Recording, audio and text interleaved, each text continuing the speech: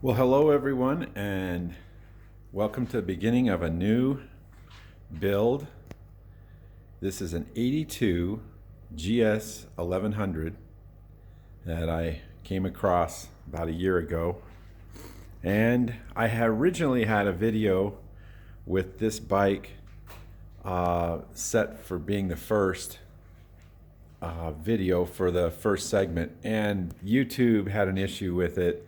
The music, and so other than trying to go through all that, I'm just going to refilm this part and make it short. Basically, the bike needs paint, tires, it needs the carbs rebuilt, it needs massive detailing, it has really not all that many issues, but it's unsure if it's going to run.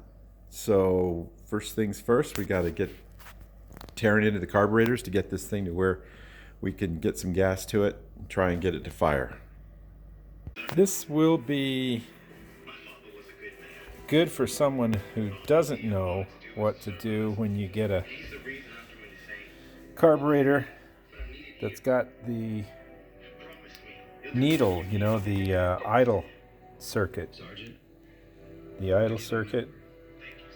The mixture screw. Okay, so the number one carburetor here has got the broken tab for the float, but everything else is in really good shape, and they came out really clean. I know I'm seeing a little gasket material, but this thing's clean. These are clean. And there is a big difference between the homeowner carb cleaner, the 1 gallon Berryman carb cleaner, chem dip, and, well, I don't even have the can left, but the professional 5 gallon can. One will eat rubber. The 5 gallon professional will eat rubber and plastic, and they only say put it in there for 30 to 60 minutes, no more than 4 hours. I put these in there for probably 2.5 hours. And I have never gotten a float bowl inside to be that clean. Not with the other stuff. I mean, to me, that's pretty darn clean. And I haven't touched them up. I just pulled them out, blew them off. So, something that I basically do when and here's the number one that I'm going to try and replace the broken float tab. This one, the float tabs are in good shape. So I'm going to see what that dip does to this. This is about as corroded and ugly a carburetor as you're going to find. The outside's okay. This is a little corroded. And again, the mixture screw didn't want to come out. So I started with the smaller screw remover. I'm using these, which I don't know where I got them. Spiral screw. It gives you the drill size. And so I drilled and I got this in, and I got it about half out with that. Then I drilled the bigger hole, and I do it right into the top of that fuel mixture screw.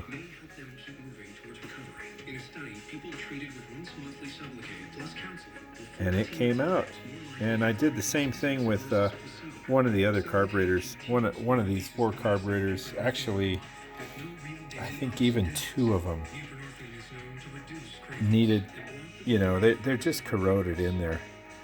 Anyhow, that you can see the drill bit went through the side of that, but I got it. And that is the worst case scenario of getting them out, because the top of the screw, the top of this has a single slot for a single bladed screwdriver, and it just shears off. I mean, it's so stuck in there. Anyhow, next is to dip this and see what it does. Well, you know what? It came out clean here. It was really corroded, and it still is. And I don't know which is worse. This clean carburetor and repairing the pin, or this corroded carburetor with a good pin. And just because this has the good pins, I'm going to use this. And it looks worse than it is, I think. I don't think anything's going to come off. And I still am going to do a little bit of touch-up work, you know, with some Q-tips and things, and get it a little cleaner. But I'm going to go ahead and go with that and just have this as backup. Got everything kind of laid out, and you know, the internet is a amazing place, especially for finding how and where to measure your float height, because this float has 2 steps, and you go off of this round circle part, the highest point of the round circle. And to do that, you measure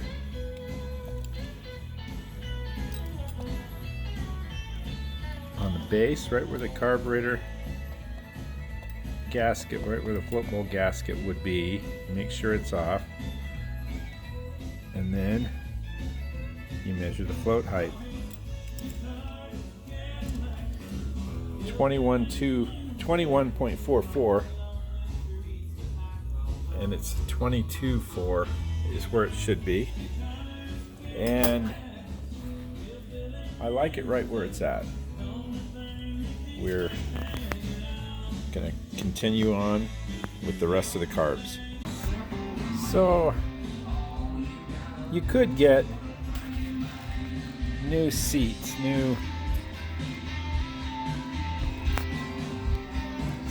in here.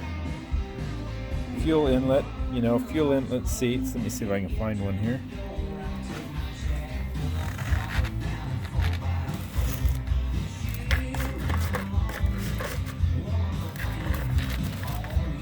There you go. That's what it looks like before it's cleaned up and dipped, and part of it is polishing that inside. So this little pen will, see if I can get it in focus. So this little pen will sit in there real nicely and stop the flow of fuel, and then open up and so forth. Well, they get a little bit, they're brass, okay? They get a little bit of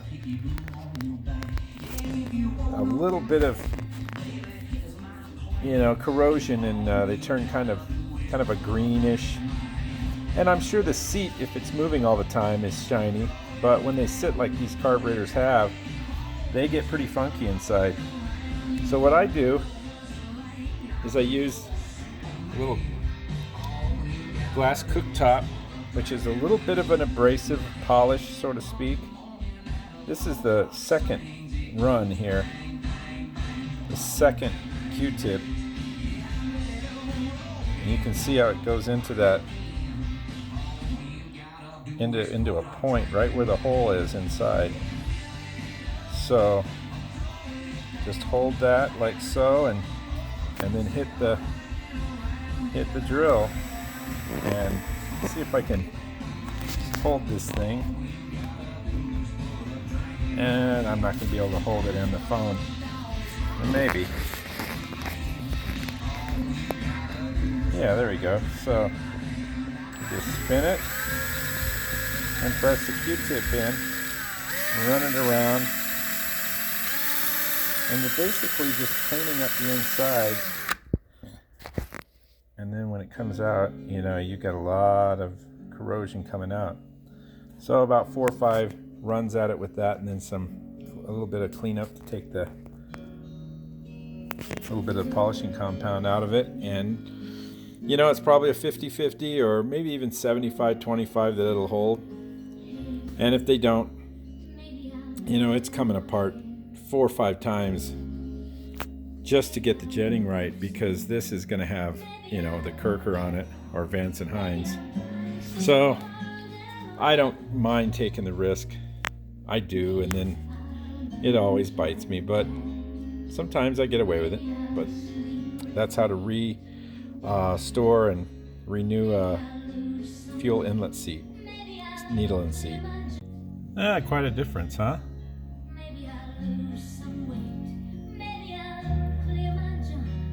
Nice and polished.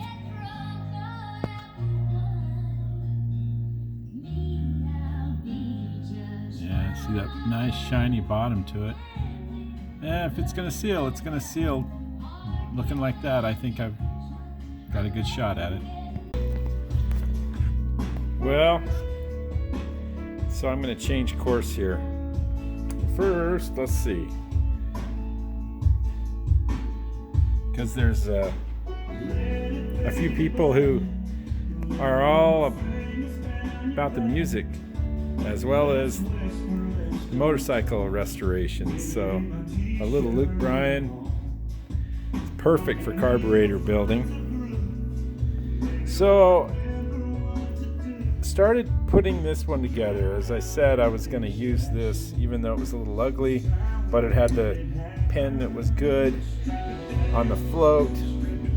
Well, if you look down the throat of this carburetor, you can see a hole, a small little hole where, you know, fuel runs through, and I believe it's on the low side, like the low circuit. Well, there's not one on this carburetor. It looks identical, and of course, you know, it's so old you can't get a number off that. Actually, it's 49100, and I think these are 49200. So that little bit of difference means I'm going to have to repair this pin. I'm going to have to repair this, and it'll I've done it before. I did it on the 550. You just get it on there. I'm probably on this one, because these are kind of pressed in pins, they're not floating, which I think is stupid. The floating pins are so much easier. I'll probably do the inlet valve, needle and seat, get all the float on there, get everything on there, and then I'll JB weld it. So that's the change of course. And I did come up with a bunch of extra stuff off of the other carburetors. So I'm kind of down to the last few things. And one other thing is these needles, these came out, I believe these came out of the set, the original set of carburetors. And saying that, I'm not exactly sure, but I know that, you know, I had to drill out a few of these. You can see the hole.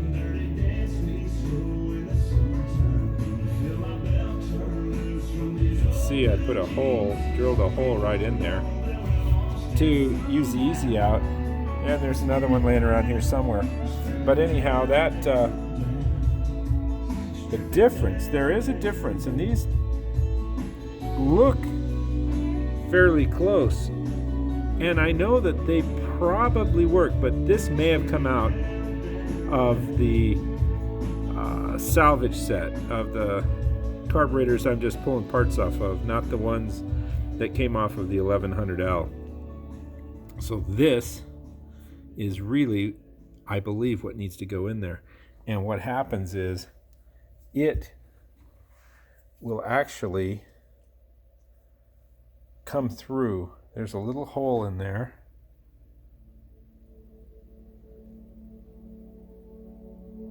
Hard to see, but there's a little hole that this plugs, and of course a little bit of that comes through where this, none of it comes through. You can barely see it in the hole. It does probably, I'm sure it would work. I think it would work. You might just have a different amount of screws out, amount of turns out on the screw to have the same thing. But all in all, we're going to go back to this and repair it. Well, another great song for carburetors, Dylan Scott. So there's the repair.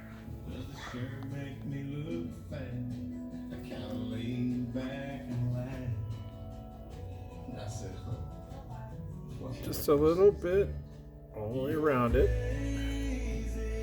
and I got it in there.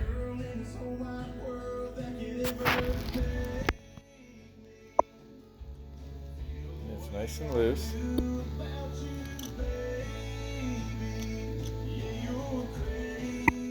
No problem, no sticking. And that's as far as I'm going to put that pin in. And there we go. Well, we found out a few things, but first of all, I've got a subscriber here from Modesto. Came down just to visit John. And we were working together on this, trying to figure out why it was turning over so slow. It wouldn't even turn over. So first thing is I got the carburetors on, and then I went to check the spark before I, put gas to it and take it outside. Just make sure it's got spark and compression and gas. And then I found that it had no keys. So I had to take this piece down to the locksmith, and that went in here into the tail section. And they made a key. So I got that far, and then I started to crank it over, and it was just cranking like so slow, and I'm going, oh man, the motor's maybe the motor's toast. So I noticed that this right here was smoking a little, and this is a little frayed, but I figured if there was 1 or 2 wires left and that's it, then there wouldn't be enough current, and that's why it was slow. So what I did is came over here and pulled the cover, and then took the socket and just kind of spun it over and feel if the motor's, if it's seized or if it's semi-seized, and it just didn't feel unusual. It felt kind of normal. Maybe it's been sitting a little while and it's got a little bit of drag here or there, but it wasn't enough to make that starter just really groan like it did. In fact, it would just stop. So I took the plugs out to take the compression out of it and see if it would spin over then, and it still spun over really slow. But talking to my buddy Alex and figuring everything out, come to find out that my jumper battery's bad. It was only, let's see what the date code on it. The date code is only 7/11. It's only 9 years old. It should have really cranked that thing over. But basically, it's worked for many years, and But I charged it overnight and I only got 10 volts. 10 volts, and that's an overnight charge, so it's gone. So I put a new battery onto my jumper cables, and this is what it sounds like.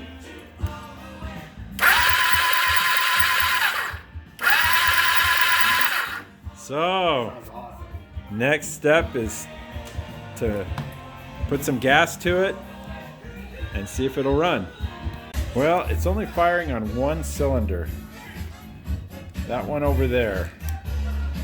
That one right there. So this one, and this one are not firing. So I'm gonna do a leak down. Take the leak down tester and I'll start there. All right, I think I got them all four firing.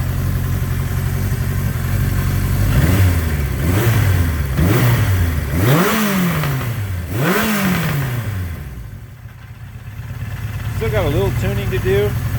It shouldn't drop down like that, but I don't expect much better until I can get the airbox on. Really looking and sounding much better than it did last night.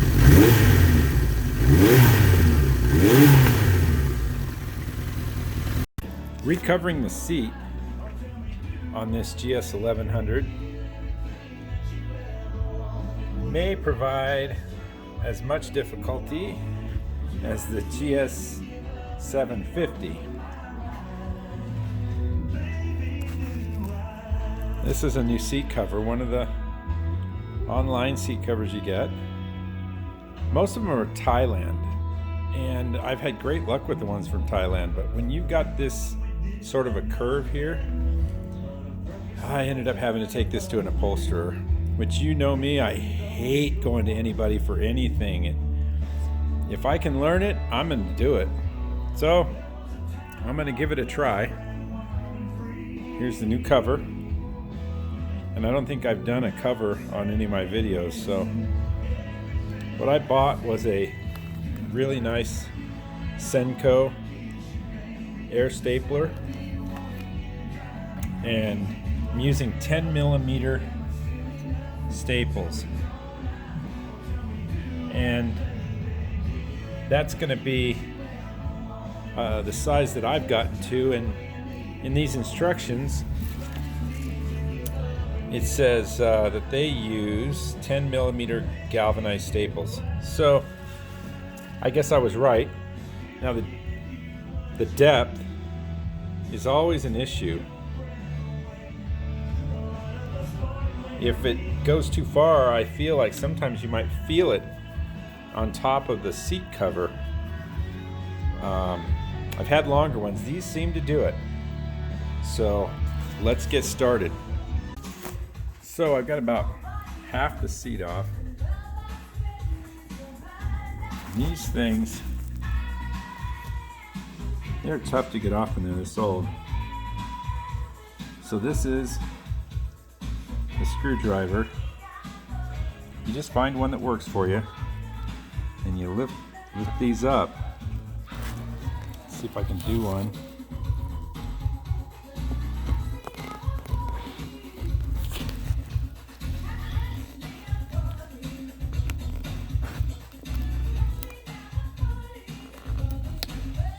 And if you're lucky, it comes up just like so. Then take side cutters, pull the rest of the way. But you can see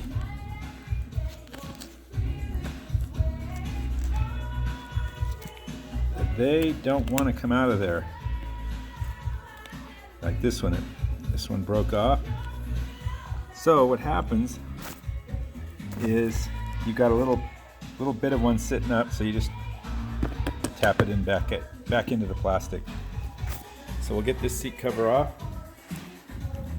got all the hardware off, and we'll get to just the exposed foam.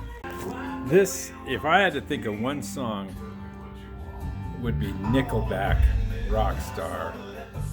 That is just The perfect shop song. So on further investigation, I can see, and I knew this wasn't an original factory seat cover, but see the little staple there? That's the size that I'm taking out. And you put it next to the other one, and these are the original staples that they didn't remove. And they're much bigger than these little ones. So it's not the original seat cover, which I knew. Now there's the old cover. And the seat. Somebody's repaired the foam, and a little bit was attached to here, but the new cover is like 2 or 3 layers thick. It'll cover all that. You won't see any of that. So I'm happy with that. We're going to start fitting the cover. And it's on. It'll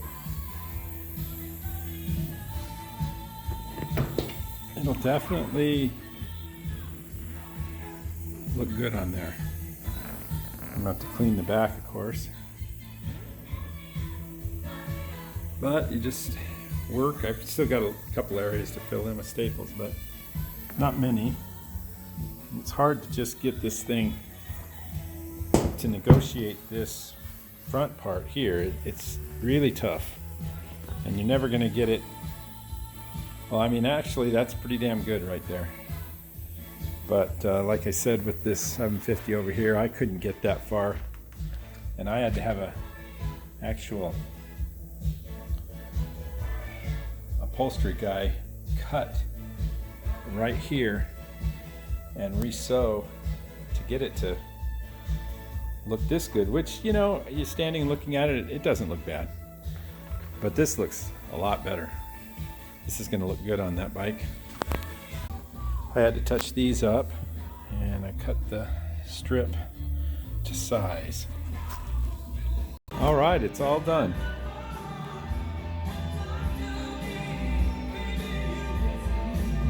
And it should settle down real nice once you know, it gets out into the sun, out in the heat. I detailed the pan a little bit, and ready to install. I found the oil leak, and it's coming from the output shaft,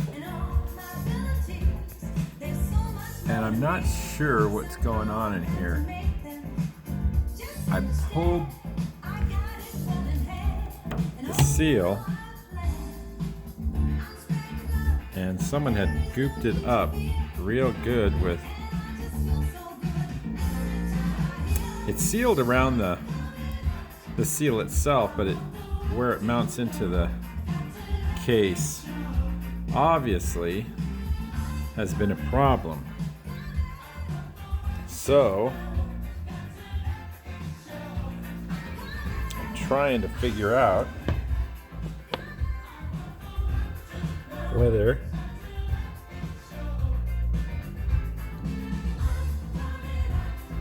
it was either the wrong one. I doubt it is. I doubt it's the right. I think it's the right one. But whether it started to leak and then they added the RTV, or whether or not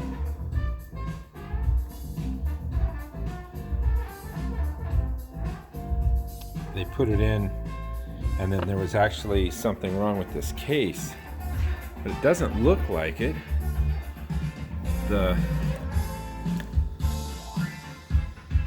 I think the bottom here isn't sheared off or anything. I think that's a nice round opening. So at first I thought that this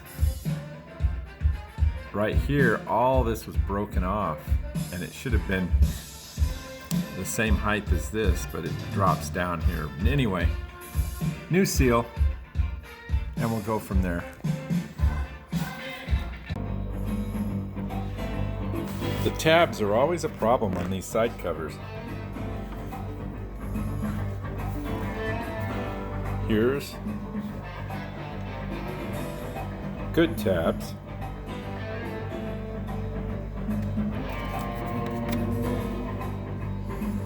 And this side cover is in great shape. These are tape. Those are tape. Anyhow, so what I did is I made a small little template, you know, a little template, just drew a little template there, right?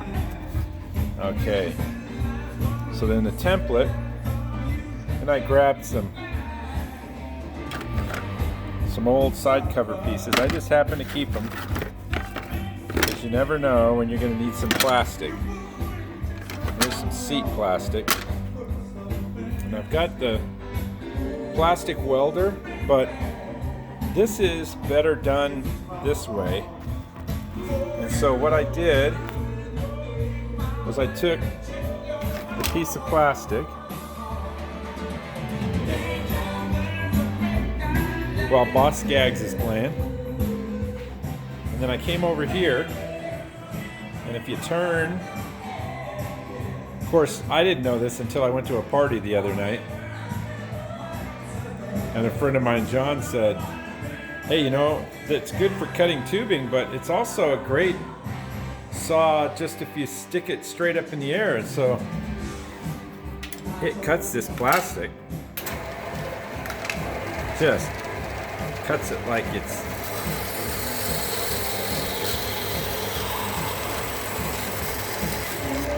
just like that.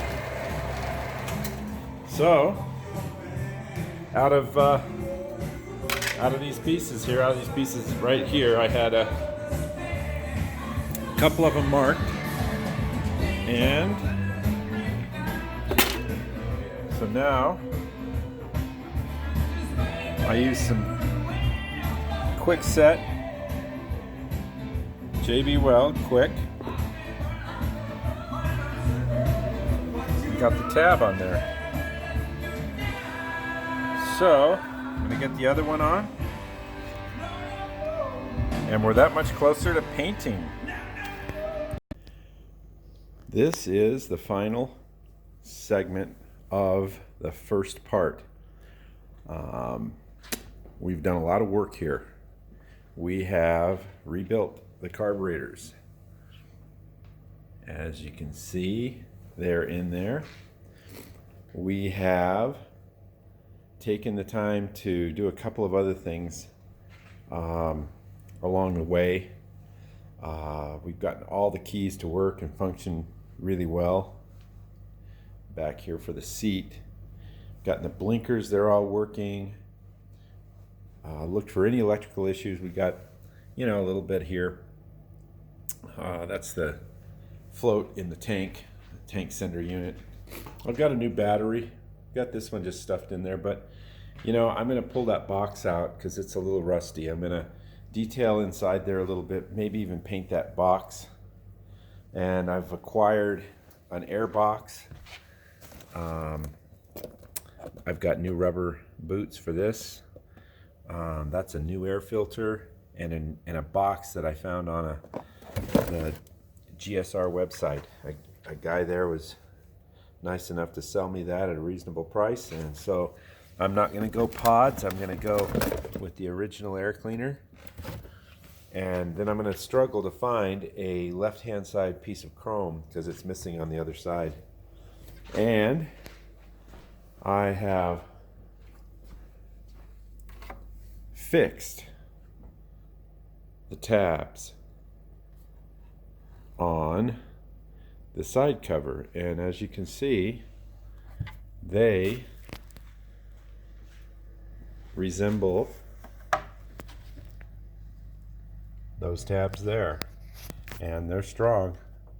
JB Weld. I'm gonna trim, do whatever I can to make them fit snug but not so tight that they break off again. And I've got all new rubbers. I've got a new rubber here. So we're gonna get going on the next stage, which is cleaning up inside. We're waiting for parts for the seal there. I'm going to figure all that out. We're going to start to do a little detailing with the tank off on the frame. And then just start to put it back together a little bit. See what needs to be painted, what doesn't on the frame, all the black. And take each wheel off and clean them. The rear sprocket, all that should come out nice and shiny. And redo and repaint the front forks. So thank you for watching the first video, the first part of this 1982 GS1100E restoration.